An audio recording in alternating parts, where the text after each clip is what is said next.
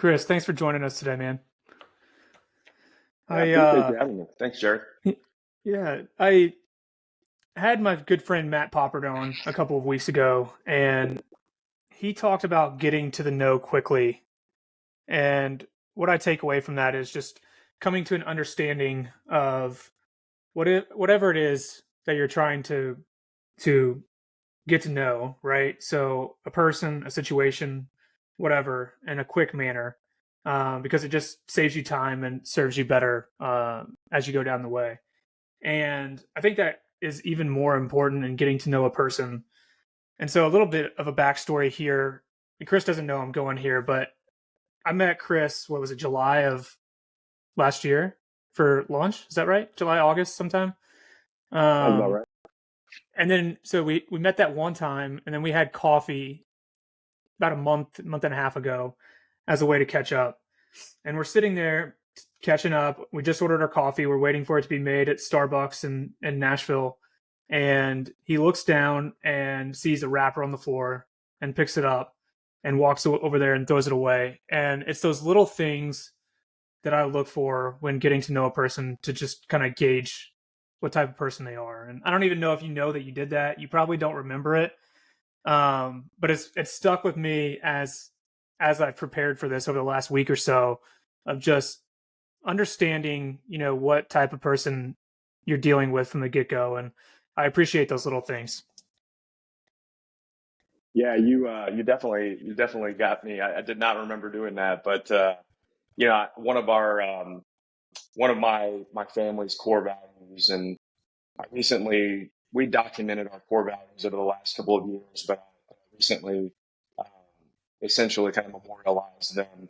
One of those core values is lead it better than you found it, and that can be um, that can be a bit cliche in a lot of people's minds, but I legitimately believe in things like, you know, the way you do anything is the way you do everything. And, if you see something on the ground, pick it up, leave it better than you found it. I try to teach my kids that. And if you can embody that, that's pretty strong, but it's kind of a tough thing to live up to if you're trying to do that on a regular basis. But I love the fact that you kind of caught me doing that. But my son and my daughter would be very happy to hear that from you. It's the little things like that that you got to pick up on, because we're dealing with people day in and day out, and the little things like that, they show through, they show a person's true character, and it's just something that's kind of stuck with me as I prepared for this. And I would love to get back into that and maybe talk about those family core values, but let's maybe start a little bit about talk about your journey for a minute, and just share a little bit of your backstory for us. Yeah, absolutely. So, yeah, I'm born and raised in New Orleans, Louisiana. Very unique place. I'm a pretty traditional Southern Louisiana guy. First generation. My parents both are from Louisville, Kentucky, but moved down to New Orleans and had me and my two little sisters. And grew up loving the New Orleans Saints. I ended up going to LSU. New Orleans was just such a great place to grow up. I wouldn't raise my kids there now, but I was exposed to so much diversity and so much rich culture, and it really formed me and shaped me to be the communicator and the person that I am. I love people. Although I'm a natural introvert, I love people and getting to know their story. And so, yeah, I grew up in New Orleans, born and raised. I was at LSU back in 2005 when Hurricane Katrina hit, and that obviously changed my life and millions of other people's lives. Ended up moving to Memphis, Tennessee after Katrina, about a year and a half after Katrina, and started a business with my father in the custom cabinetry, refinishing, designer wall finishes space. And we were profitable for about 18 months. And as a small business owner, you can't ask for much more. And so we did that. And then all of a sudden, the global financial crisis hit 2008, 2009. With our ideal customer profile being homeowners, obviously we had to shut the doors, and now it was time for me to, kind of embark on the next chapter of my life. And so I went back to school, started working at Houston's restaurant on Poplar Avenue in Memphis, Tennessee, and waiting tables, bartending, put myself through school. Met a young lady that was also bartending on the weekends to support her $22,000 salary as a math teacher. She ended up being my wife. And so got my degree in accounting. We ended up moving, kind of a full circle moment, back to Louisville, Kentucky, where my family, my parents, and I have a large family in Louisville, was from. And so was studying for my CPA. Got my degree in accounting from the University of Memphis, to go backwards and then forwards. Started studying for the CPA back in 2011, 12, and interviewed for a staff accountant role through a company called Robert Half, which is a finance and accounting recruiting firm. Didn't get the role, but Robert Half approached me about selling and recruiting for them. And, I said, hey, I'm a new father, a new husband, let's give it a shot. And so did that.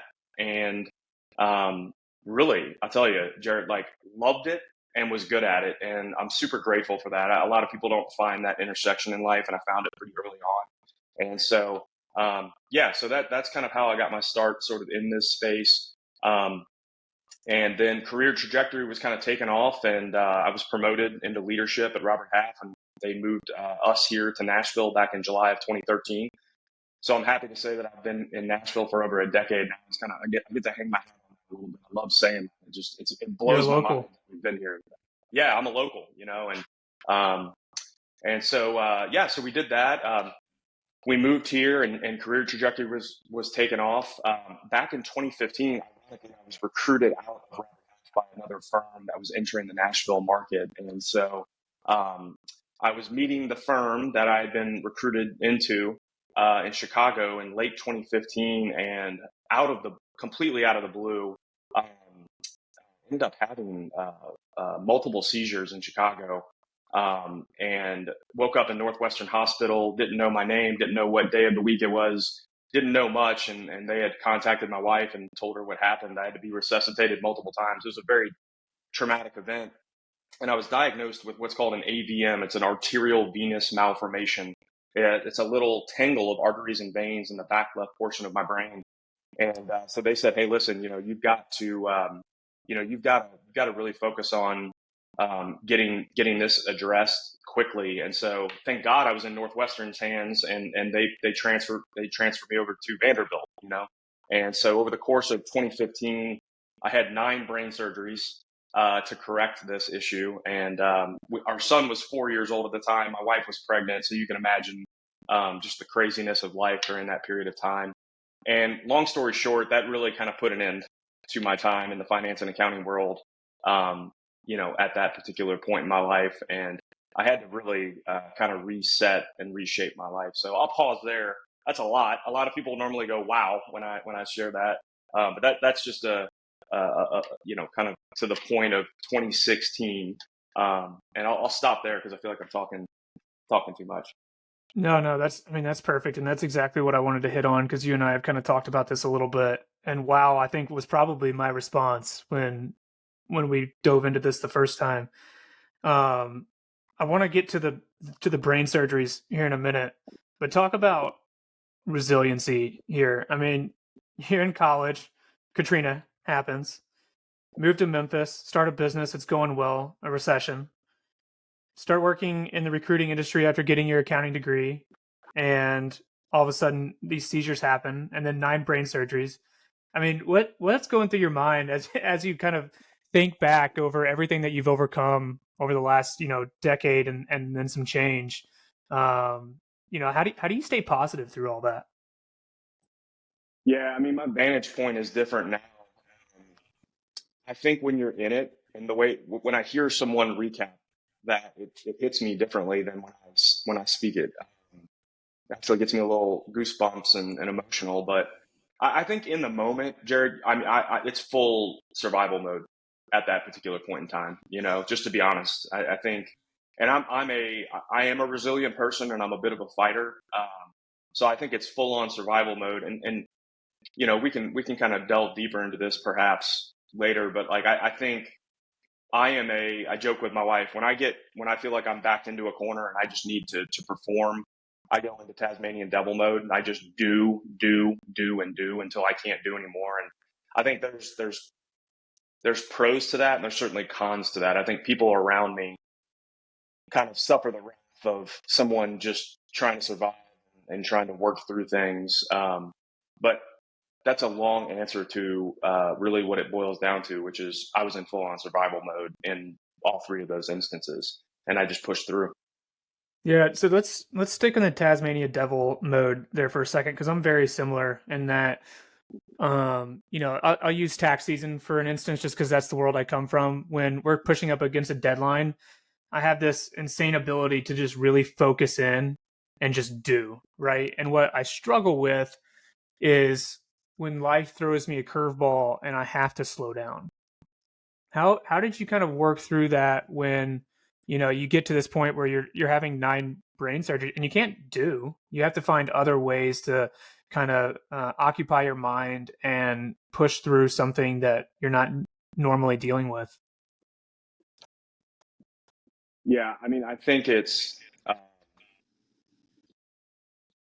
you and I have talked about this. Our personality types are probably similar. If anyone's familiar with the Enneagram, I'm a 3 on the Enneagram. Yeah, Which is the same. achiever. Yeah, okay. I figured you and I are very similar. I think we pay for it, right? So I don't think we pay for it initially. When life throws us a curveball, we we stay in our lane and we push through it. And I think the consequences that we face are delayed.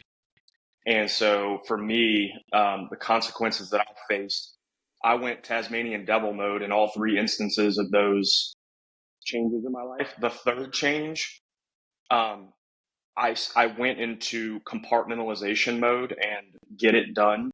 For instance, in 2015, the company that I just started working with, I was in Chicago when it happened. I was at headquarters, and I somehow convinced them that once I got the diagnosis from Vanderbilt, that I was going to have multiple brain surgeries over the course of 2016. They didn't know how many, but they knew that it was going to be multiple. I convinced the organization that I was working with that it was going to be okay. I was going to have these surgeries, take small breaks. I was still going to hire hire staff or train staff, onboard staff, sell myself, and also find office space and get this operation set up in Nashville. And so, what happened was there was a delayed reaction of sort of psychological consequences of not really addressing the curveball that life was throwing at me. And so I didn't really start to feel that until the latter part of 2016, early 2017, if that answers the question. Yeah, no, I think that perfectly answers it. I think about delayed gratification a lot, whether it's budgeting or family expenses or, kind of doing the right thing now for the benefit of your future self. But I guess, maybe that comes with a little bit of a downside too, as well, in that, there's the delayed consequence on the other side of the table. And, maybe, I don't know that there's any relation there. I'd have to talk to someone much smarter than I on the psychology realm, but it just almost seems like maybe that's a trend based on our personality type. I am a 3 as well. What wing are you? I'm a wing 4, which is it's I joke with people. I'm like, it's a nightmare. So I'm a performer, but I also think I'm super special at times in my life, and I need to. But for those that aren't familiar with the Enneagram, the 3 is we are more common in the general population than most, and there's obviously a spectrum of 3s. Jared, I would call you a healthy 3. I would say that I, sort of vacillate between healthy and slightly unhealthy because I just like to go Tasmanian devil. But the wing, so you either have a wing 2, which is a helper type of personality, or a wing 4, which is more of an artist. It's more of like a romantic type personality. I love to listen to terribly sad songs and be in my feelings when I'm alone and when I'm recharging. But that's to your point. I think I denied that wing of like romanticism and feeling my feelings for the better part of 12 to 15 months. And guess what that does to you internally? Your subconscious. It really delays the emotions that you need to process, right? And so I put those on hold for the better part of a year. And then guess what happens? It gets bottled up and it has to express itself some sort of way. And for me, it was a lot of anxiety. I started having terrible panic attacks. I had a really strange fear of water, just to be completely vulnerable with you here on this channel. Like I was scared of water because I was scared of having seizures and being around water. I was terribly afraid of driving, especially with my children in the car. Um, there was just a lot of fear that I was bottling up, and it eventually, kind of found its way out, and I had to finally address it. It was it was the opposite of delayed gratification, right? It was a compartmentalization of emotions that needed to be addressed, and they all came at once at the latter part of 2016, early 2017. And so it's a telltale lesson of processing emotions as they come to you, as opposed to compartmentalizing and bottling those up, and then letting that be a trigger of some sort of like emotional bomb, if you will, 12 to 15 months down the road. Yeah, so let's maybe pick up there because consequences will inevitably find their way to you. So you get to 2016, 2017, you haven't dealt with these issues and they find their outlet. Let's pick up there. Where'd you go in 2016, 2017? What are the next steps there to lead you where we are today? Yeah, I mean, it was, like I mentioned, being in the world that I am, a person in the sales and marketing and business development world, it's important to be in a very good, healthy space for yourself, because you need to be a representation of not only the company or the organization that you're working for, but most importantly, we all know this, we're selling ourselves. People don't buy, the organization that I work for now is Embark. It's a world-class finance and accounting consulting organization. But let's be completely frank here. If I'm interacting with someone, they're buying me. They're not buying Embark. Embark is a byproduct of what they decide to engage with when they decide to engage with me. And so in the latter part of 2016, early 2017, I was just really struggling with a lot of anxiety, depression, the friendly cousins of anxiety and depression. And there was a slight twinge of panic attack that I was dealing with. And I tell you, for folks that may be listening, like if you've been through it, you know it. And if you haven't been through it, just hope that you never have to experience that. It was an outer body experience. And so I actually started relying on, I talked to my doctor and they said, well, you probably need to take a look at taking anti-anxiety medication, which in hindsight is another thing that I wouldn't have done. It really put me in a tough spot because it's a crutch. I'm not opposed to medication, but it needs to come with a plan to exit. And so I didn't do that. And it really just makes you a different person. And so, in the latter part of 2016, early 2017, I was just kind of, on the tail end of pretty traumatic stress and a lot of things that were going on in my life. And, the organization that I was working for and I just decided mutually, like, this has been a pretty tumultuous 18 months. And so we're going to part ways amicably. Still friends with my leader at the organization that I was working with, and I've made my peace with that situation. I started working for myself for a very short period of time until a friend of mine that I used to work with, who was recruiting for an organization, Ramsey Solutions, Dave Ramsey's organization, which is based here in Nashville, reached out to me, and I ended up taking a step back in my career, which was probably the most beautiful thing that I ever did for myself and my family. I stepped into kind of a basic sales role at Ramsey Solutions and had Jared. I tell you, I think I may have shared this with you. I had a renaissance of my life in virtually every aspect that you could think of. While I was at Ramsey Solutions for about 5 years, I learned a ton business wise from an acumen standpoint. I learned how to be a better father. I learned how to be a better husband. I learned how to be a better brother, son. I mean, I learned how to be a better person in life because of that team. And it was the most remarkable 5 years of my entire life. And if I could point back to one stretch of time that really shaped me as a person, 20 years from now, I would say it's those 5 years at Ramsey Solutions. Um, Full circle, long story short, I left Ramsey on absolutely great terms. I was actually recruited out of Ramsey by an organization that just offered me something that I couldn't pass up. I was there for a very short period of time. And then Embark approached me about helping open up their operations in Nashville for an accounting and finance organization. If that wasn't a full circle second chance moment for me, rewind back to the 15 timeframe, then I don't know what is. And so that's what I've been doing to this point. So that's kind of the second part of the story. Yeah, so the 10,000-foot view of Chris's story. I want to circle back to your time at Ramsey Solutions and the whole Renaissance period as you defined it. Um, it seems like you kind of attribute that to culture, and that's a word that we hear thrown around in the corporate environment a lot these days. And it can be sort of cliche sometimes, but it is important. And for most of us, we're not just in business to make money. There's a primary reason in there. I would say, making money is secondary or maybe even third in line.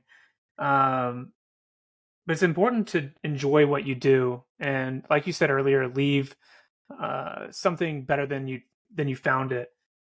What was it about your time at Ramsey Solutions that allowed you to have that Renaissance period and essentially kind of change your life? Yeah, I tell you, I have I have relationships with people that I interacted with there that will never expire. There's even folks that I don't talk to on a pretty regular basis right now that I just have so much love and heart for. But you know how it is, Jared. I mean, we life gets thrown at you, and so I have if there's a problem that I have nowadays, it's having to tell people that I love and care about no on a regular basis because I have other responsibilities that I have to attend to. But I'll tell you, that organization is an example of extreme ownership of culture. And you're absolutely right. When I mentioned the leave it better than you found it type of platitude, if you will, that's the word that I was looking for earlier. Um, Culture is like in that same, like, we have a great culture. Oh my gosh, if I hear that again about an organization, like everyone has a great, everyone has a great, every place is the best place to work, right? And I think that Ramsey is, and Ramsey Solutions will say this, they will actually jump in and say this before anything else. They're not perfect, but I will tell you that they have extreme ownership of the love and care that they exhibit for their team members, and they create a culture of people that legitimately care about each other. And for me, I was a wounded person stepping into that role. I remember there were instances where, like, I had a leader like put a one-on-one on my calendar for like a Friday afternoon, like 2 weeks into joining Ramsey, and I thought, what did I do? Did I do something wrong? Like, I was just such a wounded person when I joined there. Like, for me to have a meeting put on my calendar with my leader stoked fear in my heart. And I look back at that and I feel empathy and sadness for my previous self in that particular time frame. It's like, wow, man, why would that stoke fear in your heart? That's a weird thing, and that just shows if you've been through, if that person's been through a lot of trauma and a lot of hardship and stress and anxiety, that's kind of the byproduct of that. But they at that organization, they legitimately care about one another. They care about the family as a whole, and day in and day out, the communication around good things, bad things, or things that are indifferent is thorough, over communicated, and very intentional on a regular basis. And it can be exhausting at times, quite frankly. But when you leave there, you always know where you stand. And living and working in that environment where they care about myself and my family and my wife in particular, it allowed me to sort of heal, and then once I started to heal, once I got through the healing process, the people around me saw some things in me that I hadn't quite seen in myself for a while. And then I was asked to move into leadership at Ramsey, where I spent the next 3.5 years. And so it was just such a renaissance of spiritually, business acumen, and a lot of the things in that culture really lend itself to becoming a good person, a good husband, a good father. And so it was just such a great period of time in my life, and I wouldn't be here today without my time there. So let's dive into a little bit more, what makes a good place to work, right? Because you've been in leadership roles in a couple of different industries, in a couple of different locations. You said they cared, they communicated, you knew where you stood.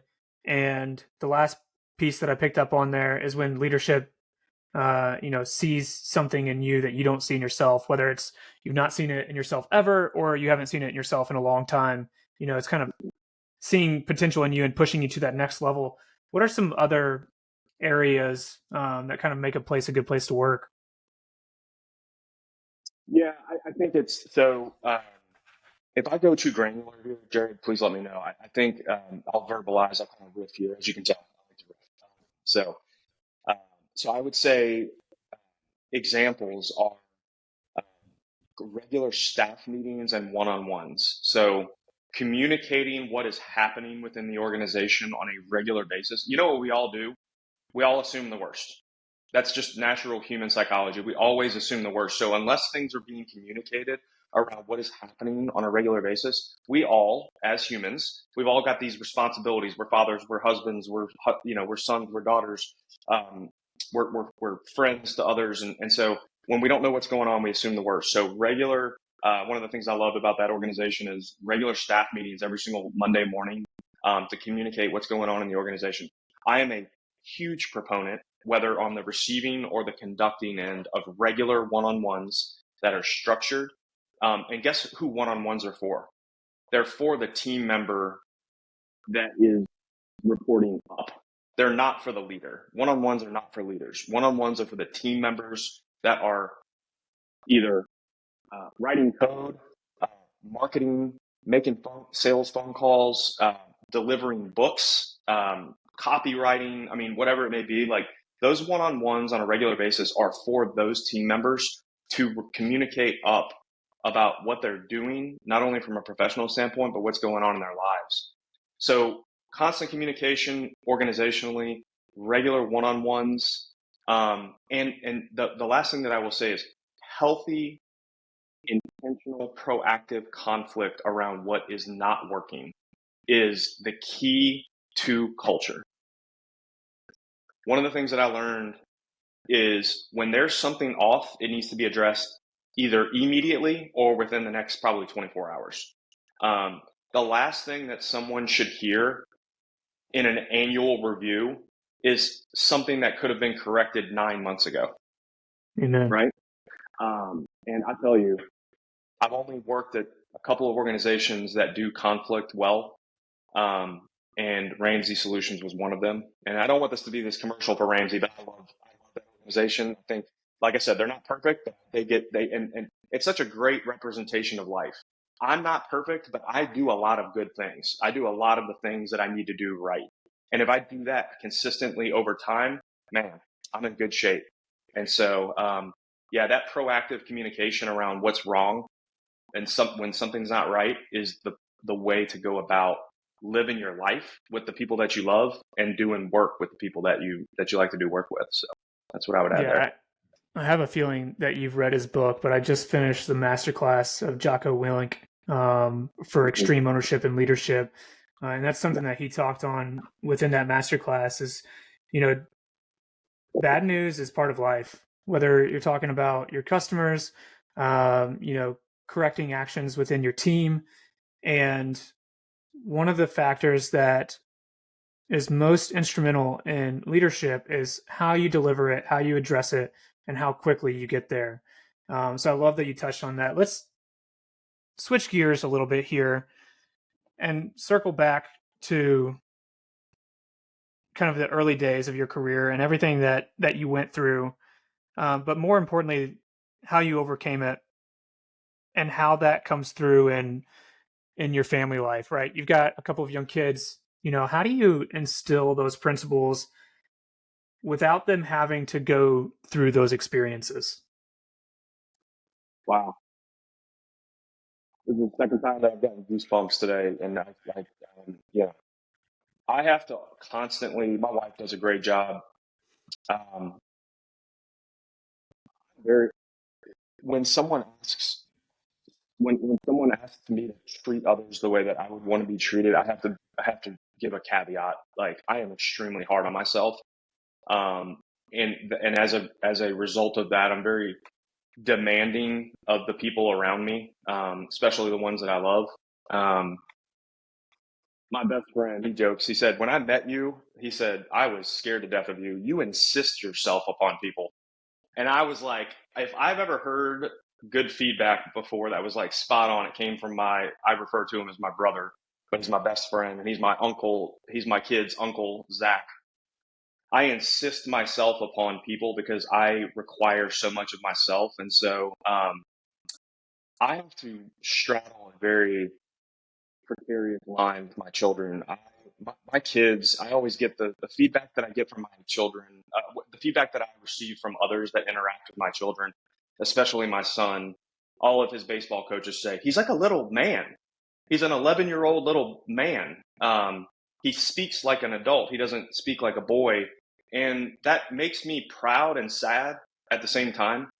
Um, that's a result of the way that I interact with my son on a regular basis. And so I just demand a lot of my kids, and it's for better or for worse, Jared. I'm gonna be completely vulnerable. I don't know what the end result of that is going to be when they're beginning to get into adolescence and young adulthood. Like I hope that the byproduct of that is a positive one. I certainly don't want my children to look back and say my father was too hard on me. I try to work on that on a regular basis, and my wife does an absolutely fantastic job of checking me when I need to be checked on that. So, Yeah, I mean, I'm not a parent yet, but what I've realized as I've come into adulthood is none of us do everything perfect. But I think, kind of getting back to what we were talking about earlier of addressing issues quickly or getting to the know quickly, it's kind of a common theme here in this episode of, realizing good, bad, or indifferent, whether to step it up in one area or back it down in another. My second part of that question then is, you're a leader of a team. You've consistently been a leader of a team. How do you instill those principles within your team without having to, again, put them through those experiences that you've been through? yeah. And by the way, getting to know quickly, just as a side note, I love that. As a sales guy, you know what getting to know quickly is? A byproduct of clear communication and Absolutely. clear expectation setting. That's it. That's if you boil it down, it's clear expectation setting and clear communication, and you can get to know, which is a pivot point. And the sooner you can get to pivot points in a conversation, the better and the more effectively you're navigating that conversation. So I'll put that on the side there. I love that. I love that theme. Um, and to speak to the team, and this is, like I said, I don't want to be speaking platitudes here, but I think the way that you instill that within your team is through exhibiting behaviors that are witnessed by the team, and you know the Zig Ziglars and the Dave Ramseys of the world, and even the Jocos, of the world, um, pulling versus pushing, right, is sort of um, the the delineation between healthy and unhealthy leadership. Meaning, like, if you're pulling the team with you, you're going here. This is how it's done. Follow me. I'm going to be out in front here, um, as opposed to cracking the whip behind people saying, "This is how it should be done. This is what I expect of you. Go do it. And if you don't do it, there's going to be consequences around that." It's like, okay, cool. Good luck. I hope you have good recruiters because you're going to be burning through people on a regular basis.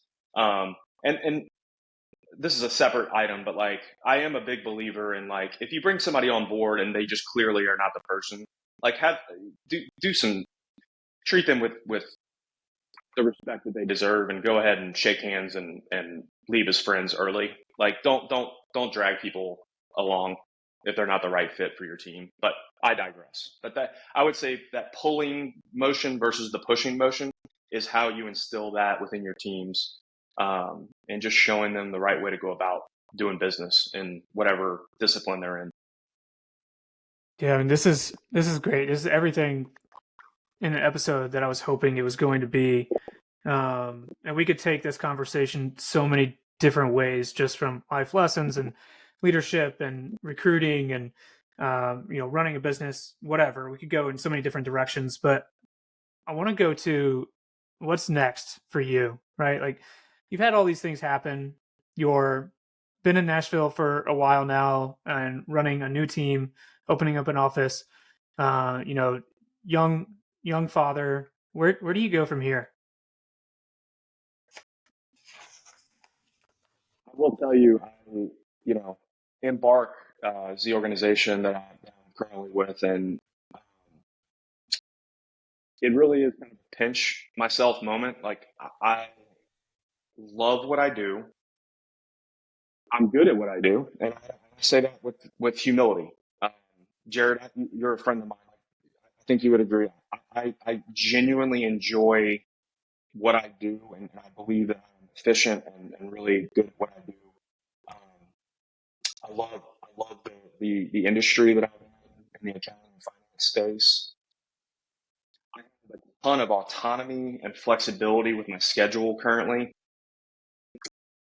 I've got a lot going on in life. I've got a son who's 11 years old who is a baseball fanatic. Um, I've got a daughter who is 7 years old who is a gymnastics and equestrian fanatic. I joke with people, we pick the cheapest sports to play. Um, Baseball, gymnastics, and horseback riding. But I have the flexibility that I need in life in order to be a good husband and a good father and a high producing and leader, and leadership, you know, uh, team member within Embark. And so I really want to focus on just continuing to build out my network here in Nashville and the Southeast in general. And I have some ties nationally and things of that nature, but I want to really spend the next 3 to 5 years just being in my comfort zone, which, considering our conversation, I haven't been able to find my comfort zone in my career yet. I feel like I'm starting to, and regardless of what life throws at me, you know, I just got some news. My mother is very ill, and I started to recognize some tendencies and some behaviors that I started to exhibit, Tasmanian devil type tendencies, around some of the grief that I've been going through, and I was able to sort of address that and adjust to that because of what I've been through, and I'm wiser and I'm older than I was in the past, and so um, I'd love to. My wife and I have some plans around business that we'd like to build in the future. We're still working on some details, but I'd love to be a top producer within Embark, a fantastic network. I'd like to be in the conversation when and if anyone has any consulting or advisory needs in the accounting and finance space, and then also be able to create my wife and I's sort of dream world in the future, and do those things in parallel. Because why not? Why can't we do those things together? Life is short. Let's get after it and do the things that we want to do and love. And the last part that I would add to that is my wife and I want to travel and um, you know and show the kids the world. And we have some plans to spend at least 3 to 6 months in Paris with the kids because my wife's organization is headquartered out of Paris. So we'd love to have the kids spend at least a summer in Paris and kind of show them the world a little bit. So Man, I love that, and I wish I could stop there, but I can't because you touched on something that's been on my mind a lot lately at the beginning of all of that. And I guess first, condolences for whatever it is that your mother is going through, but also proud that you were able to kind of recognize maybe those patterns in yourself and correct them. So both of those emotions there, but you touched on autonomy and flexibility and what that means for your life. And that was not my experience within the corporate world, right? So once I got into the role that I'm in now, I think there were two things that really changed my life. Is one, I didn't have to keep track of my time in 15-minute increments. And then two, within certain boundaries, I had complete flexibility over my own schedule and kind of what I did on a day-to-day basis. but there is a balance there. So how do you build that within a team of giving them autonomy, flexibility, but also parameters? Yeah, I mean, I think it kind of goes back to that consistent communication, and then those consistent touch points. Um, when I micromanaged, I shut down. It's a very odd thing. It's not odd. It's actually very common. But it's when someone micromanages me, it's a very strange feeling for me to shut down, because I don't. I think that's one of the only things that makes me shut down, is being sort of like micromanaged. And so I think constant communication and intentional one-on-ones with clear expectations and then accountability around those expectations. And there's a fine line between accountability and micromanagement, right? So I know that I know what the expectations of me are within the role that I'm in currently. And I exceed those expectations on a regular basis. I don't need someone to come behind me. Uh, and my lead, and what's beautiful is the leadership that I have knows that, and they're like, hey, if anything, you're too hard on yourself. If anything, I need to tell you to slow down and relax. Um, and it's beautiful to have leadership that, for instance, about 2 weeks ago, I had leadership that said, hey, listen, I think you just need about 36 hours. Just cancel everything. Just put it to the side. Just relax. I got you. If there's anything that you need, just forward that to me, but just take a little bit of time. And I said, wow, if that's not leadership, I don't know what is, because they were spot on. I was burning. I was on that fringe of burnout a little bit. And so to really sum that up, I think it's constant communication, intentional one-on-ones with parameters and with expectations, and then the accountability.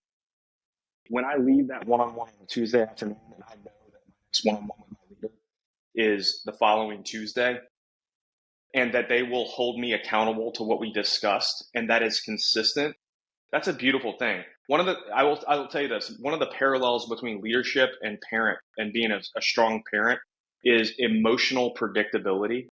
And if there is a predictability pattern around emotional or um, or accountability aspects to the role, I tell you what, people respond really well to that. It's when there's no predictability that people begin to behave erratically. And so emotional predictability is one of those parallels between leadership and parenthood. Man, I'm highlighting that in my notes for sure, because my fiance and I, obviously want kids, and that'll probably come sooner than I'm ready for it, as most people say. But that's I'm highlighting that and writing it down. And on that note, I try to take notes. If anybody watches this on YouTube versus listening on a podcast streaming platform, I try to take notes. I normally take about maybe a page. I try to keep it pretty short and only hit on the highlights. Chris, I took over 3 pages of notes during our conversation. So I've said this a couple of episodes. Would love to have you back on at some point. When I go back through and I look at this, I'm probably going to come up with like 3 different podcast topics that we could kind of hit on. But for the purposes of this one, man, thank you so much for sharing your story, for your openness. The goal of this podcast is obviously to help those that are listening. I think I'm probably getting much more out of it than what most are, just as I sit here and have these conversations and kind of write it down. Because when we go to a coffee shop, we're not taking notes of everything that we do, but for the purposes of this, it's more accepted, I guess.